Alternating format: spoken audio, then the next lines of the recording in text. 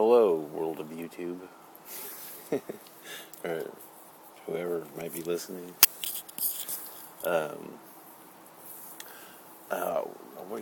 What I wanted to talk about was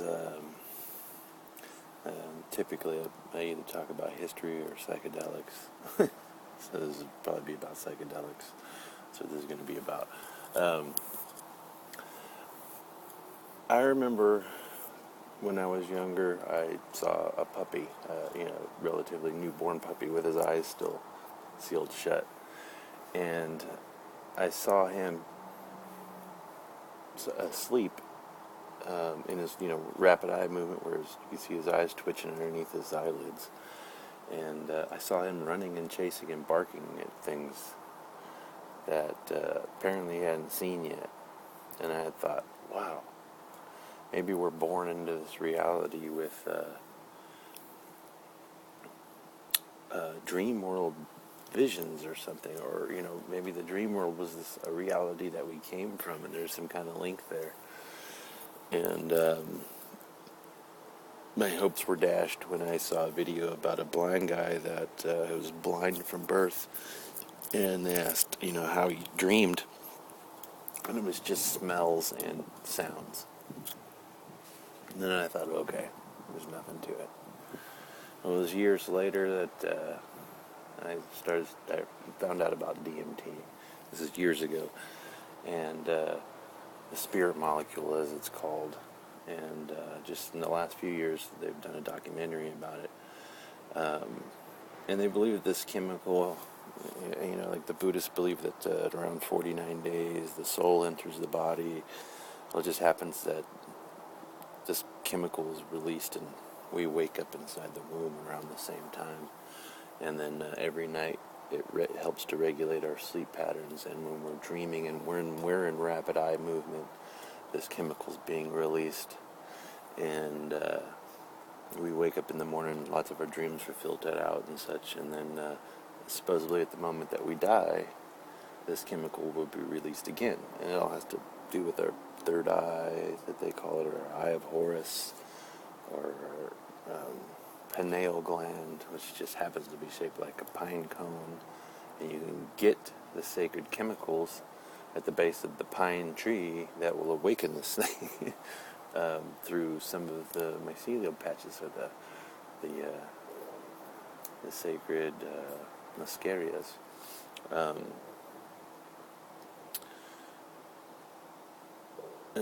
So studying all this stuff, I started thinking about that little puppy again, and I thought, okay, well, maybe the dream world's not quite the breakthrough to the other side. So then this Rick Straussman did a study. I think he's from Phoenix, at the Phoenix Institute or something, but he got permission from the Scottish Rite Freemasonry. The Freemasons are the order. They're also known as the Templars, the guardians of the Holy Grail, the Cup of Christ. And it's just a coincidence that these sacred mushrooms that grow at the base of these Christmas trees, or that, and there's also the mystery of the 5 trees that Jesus talks about in some different Gospels, which were the evergreens. They grow into a grail or a cup, and most of our goblets and our cups and our wine glasses and fountains and just tons of stuff are designed after these growth stages. They're the Easter eggs, they're the round table, they're Thor's hammer. I've made other videos about all this stuff. But so all of this piqued my curiosity again about the dreaming and then the afterlife and this chemical being related to it. And I thought, okay, well, maybe there was something I was observing in this little puppy. But maybe the dream world is subject to our senses here, but there's something beyond that.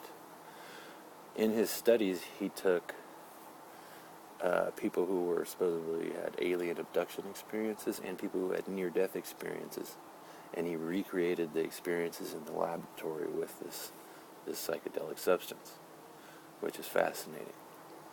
And a lot of them report going to this city, this crystalline city where everything's made out of perfect light geometry, and there's light beings, and it's full of love and understanding and wisdom, and then you get filtered out when you come back and you forget a lot of it.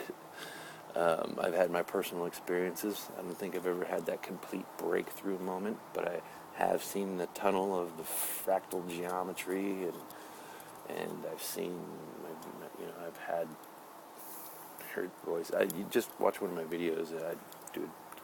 I made one about after my trip. So, what I'm getting at is, I recently saw a video about blind people who have had near-death experiences.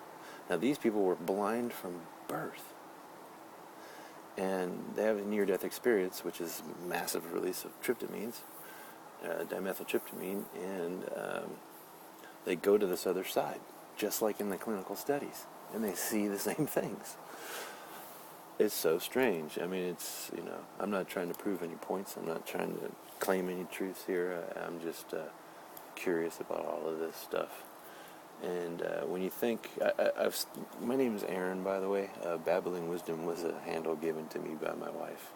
I study philosophy, world religions. I'm a bit of a pantheist or a humanist. I like to study a little bit of everything. I notice behind all dogma, all religious dogma, and all ritual, the first thing is time. So you'll find that there's zodiac or Mazel or some kind of astrotheology behind almost all of the world's religions. But they all have these mystical experiences, which are usually in turn very arbitrary because it's a personal experience and you can't prove it. But when in these clinical studies, when these things start matching up, and then you look at these other things, so maybe there was something to what I saw when I was younger and observed. It's just a deeper level than I thought as a kid. Now that I'm older, I can say, okay, there's more to it.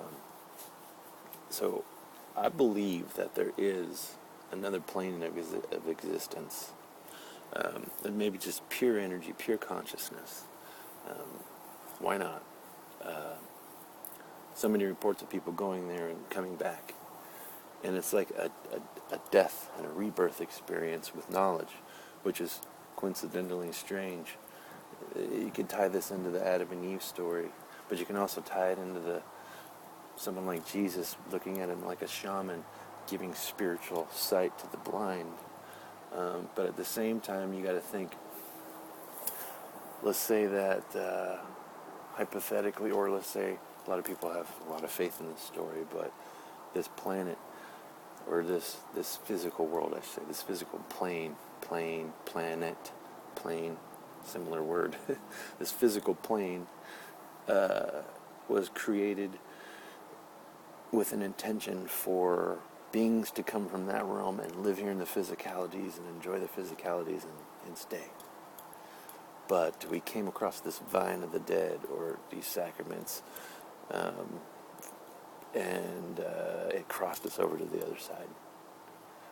And maybe we had a warning that said, hey, you don't eat that, you'll die. But we didn't die. We just had a near-death experience. And then we come back with this forbidden knowledge.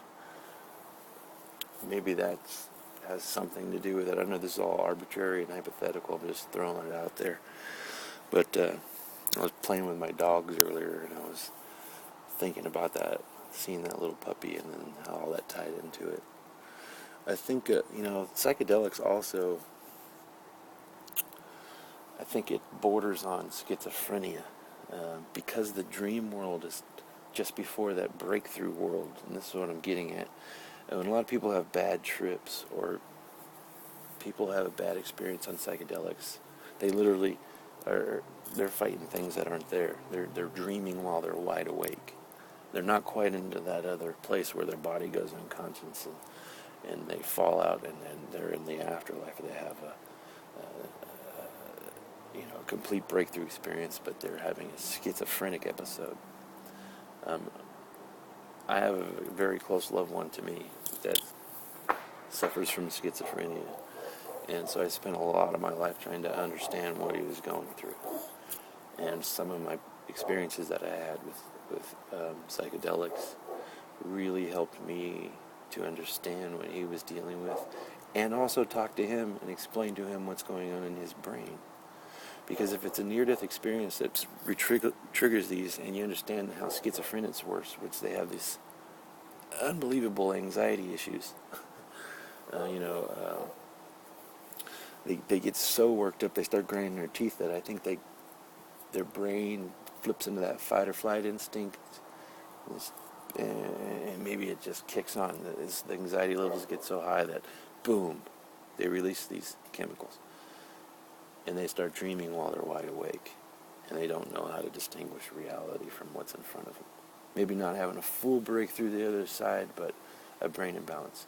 And most of these people who have schizophrenic issues have really messed up circadian rhythms. Their whole biological clock is thrown out. They don't sleep properly, and that has everything to do with this chemical that regulates our sleep patterns and puts us into REM. And after me explaining this to him, it put him at a lot of ease and a lot of understanding that what's happening to him can be recreated if I just gave him a big dose of mushrooms. So, you know, there has to be something to this. And I'm not the only one that's made up these subjects. There's lots of books about the linkage between all of these different subjects I'm linking together here, but I don't know, there's just something I had on my mind and I wanted to share it. And some of you guys on YouTube that watch my videos are very open-minded. I think you might be able to relate to that. And once again, I'm not trying to prove any points or anything. I'm just sharing personal experiences and everything. And I've done a lot of shrooms. The hero's dose, according to Ken, is 5 grams. I've probably eaten 5 times as much in one setting. But there's definitely something to it. I've made other videos on how the mushrooms link into our religious holidays and some of the effects that it can have on you. And I think the whole subject as a whole, it's a very deep subject because it links into so many things. And it's extremely fascinating to me, but I just wanted to share. Anyways, whoa, that's past 10 minutes. Hopefully I can upload this thing. Take care, people. Have a great evening. Peace.